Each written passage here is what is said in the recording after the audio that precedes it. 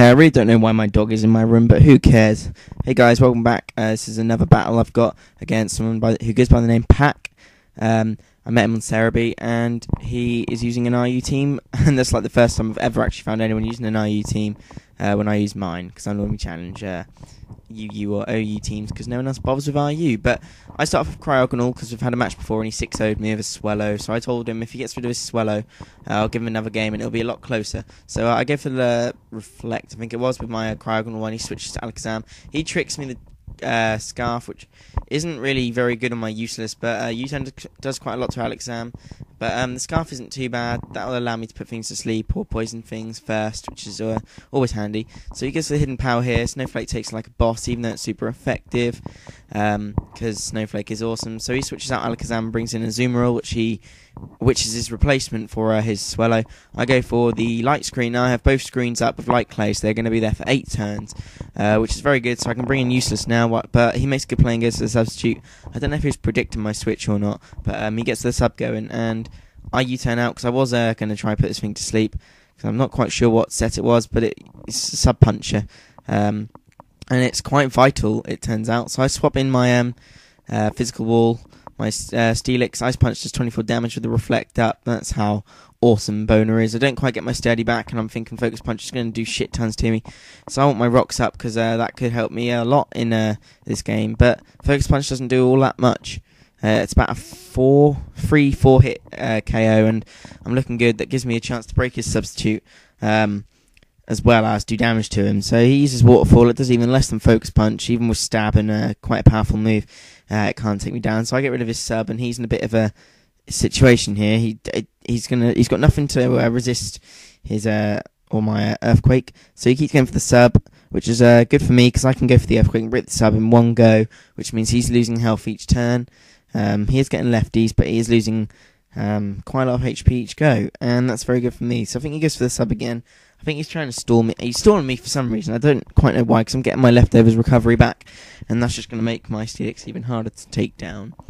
My dog's just fallen asleep on the floor next to me in my bedroom. She's not even allowed in the room. But it's not that bad. So he switches out here and goes into his Eevee-O-Light Rhydon, which didn't really cause me too much problems this game. I go for the Earthquake on the switch. Does some damage, quite decent, seeing as I have no attacking investment in my Steelix here. He goes for the Stone Edge. He said he was predicting my Cryogonal to come in, but I didn't. I just used Dragon Tail to switch him back out, and Azumarill comes back in, and I know he won't want to keep in here because he obviously has some idea of what's happening because he wanted to switch out last time. So I'm going to use the Earthquake again, and he brings back in Rhydon, which is good for me because it's doing more damage, and Rhydon's got no way of getting health back apart from rest. So I'm pretty sure he can't regain it, so the weaker this Rhydon gets, the better. This turn he decides to use Stealth Rocks because I didn't switch out last time. But that's alright because I use Dragon Tail and switch him out again. So this time in comes his Slowking, and I don't want to stay out because I'm thinking he'll have some sort of special water move that could hurt me. But I don't actually know if he does because he goes to the Flamethrower instead. But he said he was predicting my Cryogonal to come back in, but he actually got my Nipper, my Galvantula instead. And that kind of sucked. Galvantula did nothing this battle whatsoever, and a Thunder from Spectre Galvantula was bound to hurt that Slowking. So here, hacks didn't go my way. I've got my Scarf useless, and I use Sleep Powder to try and get something to sleep. Rhydon's probably the worst thing. It's best sleep fodder for him. But I missed 2 sleep powders in a row with quite high accuracy. That's pretty poor, and that's easily going to let his Rhydon take me down with his Stone Edge. So that was a waste of my useless, and in this battle useless was actually useless. So I bring in my Alakazam, and I go for the Psychic to KO his Rhydon or anything he decides to bring in. Here's a bit of epicness. I don't know if there's min-max damage or not. He won the speed tie, which is hacks going his way again, but I live a Shadow Ball. He said he was max special attack. He obviously has the same set as me, but whatever. I don't mind. I took him out. Here I'm going to leave my Alakazam in for death, really. Knowing that, well, I was hoping, but Shadow Ball I don't think would kill it because it's very bulky. But he uses the Flamethrower to finish me off. Don't know if he's predicting another switch to my Cryogonal or not. So in comes my MVP of the match. Good day, sir. I go for the Brave Bird. I think he was thinking I was going to go for a Sucker Punch, but I go for Brave Bird to get some damage on anything he brings in, because I know his physical wall's gone now, so I can hurt anything. And Brave Bird hurts that Galvantula a lot, and I get the Moxie boost, and this is where I start doing work with Good Day Sir. So he rings back in Slowking, and at this range I'm thinking he's going to go for the Slack Off, so I'm going to take this chance to go for a Roost. Also, if he wanted to go for the Ice move, it wouldn't be super effective against me, because I'd lose my Flying type thanks to using Roost.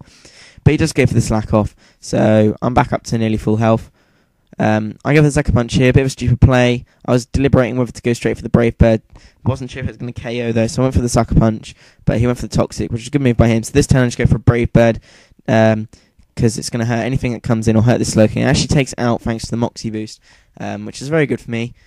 So now I'm on +2, but I'm poisoned and losing Life Orb damage, and I'm getting hurt by Brave Bird, so I'm losing health very quick.